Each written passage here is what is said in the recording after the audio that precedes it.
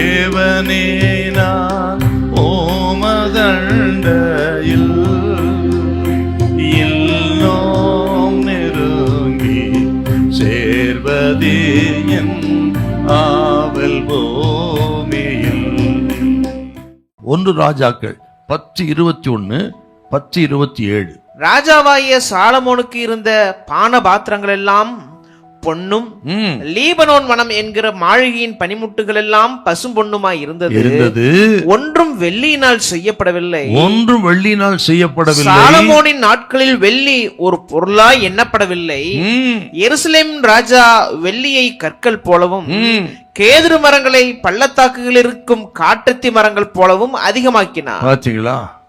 அந்த அளவுக்கு சாலமோன் நாட்களிலே ஆண்டவர் ஆசி வச்சிருந்தார். அதை போல ஆசீர்வாதம், அதை காட்டிலும் மேலான ஆசீர்வாதம் அந்த 1000 அரசாட்சி இருக்கும்னு சொல்றாருங்க. மட்டுமல்ல, இதை கேட்டுக்கொண்ட நமக்கும் இந்த நாட்களிலே ஆண்டவரை விசுவாசிக்கிற தேவ பிள்ளைகளுக்கு, நம்புகிற பிள்ளைகளுக்கு இது ஆவிக்குரிய ரீதியிலும் நமக்கு கொடுப்பார், உலக பிரகாரம் ஆசீர்வாதத்தை நமக்கு கொடுப்பாரு. ஆகவே ஆவிக்குரிய ரீதின்னு சொன்னா திரளான வெள்ளி பொன்னை போல விசுவாசத்திலே நீங்கள் விலையேற பெற்றவர்களா இருப்பீர்கள். நல்ல சந்தோஷம், சமாதானத்தை தருவார், நிம்மதியை தருவார். இந்த ஆவிக்குரிய நன்மைகள் ஒன்றும் குறையாமல் கர்த்தர் தருவார். முதலாவது தேவராஜ்யத்தை தேடும் பொழுது அஞ்ஞானிகள் நாடி தேடுகிறது கொடுக்கிறேன்னு சொன்னவர் இதெல்லாம் நமக்கு தருவாருங்க. நீங்கள் இனி தரித்திரமா இருக்க வேண்டிய அவசியம் இல்லை, இனி துக்கத்தோடு இருக்க வேண்டிய அவசியம் இல்லை. கர்த்தர் சொல்றாருங்க, உங்கள் தரித்திரத்தை கர்த்தர் மாற்றுவார்.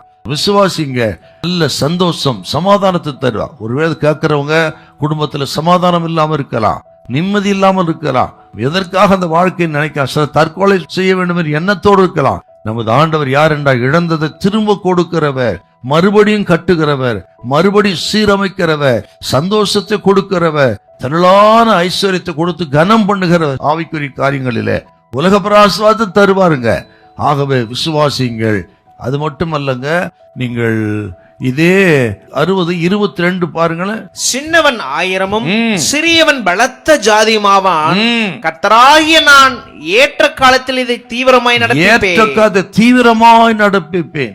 பாத்தீங்களா? ஒருவேளை உங்கள் குடும்பம் எளிய குடும்பமா இருக்கலாம், வறிய குடும்பமா இருக்கலாம், இவ்வளோ முயற்சி செய்து ஒன்னும் முன்னேற முடியாத அளவு இருக்கிற அடுத்தவரை அல்பமா எண்ணப்படலாம். கர்த்தர் சொல்ற, சின்னவன் 1000 சிறியவன் பலத்த ஜாதியுமாவான், ஏற்ற காலத்தில் செய்வேன், தீவிரமா செய்வேன். என்ன மகிமையான ஒரு வாக்குதத்தங்க, என்ன அற்புதமான வாக்குதத்தம். கர்த்தர் நமக்காகத்தான் சொல்றீங்க. 1000 அரசாட்சிக்கு மட்டுமல்ல, விசுவாசிக்கிற நமக்கு அப்படியே நடக்கும் என்ற வசனத்தின்படி நமக்கும் அதை செய்ய கர்த்தர் வல்லவராயிருக்கிறார். பயப்படாதிருங்க, உங்கள் இருள் விலகும், கர்த்தர் உங்களுக்கு வெளிச்சத்தை கொண்டு வருவார். இந்த நாளில் சொல்ற வாக்குதத்தத்தை விசுவாசிங்க. உங்கள் இருளை இயேசு வெளிச்சமாக்குவார். ஹல்லேலூயா, ஹல்லேலூயா.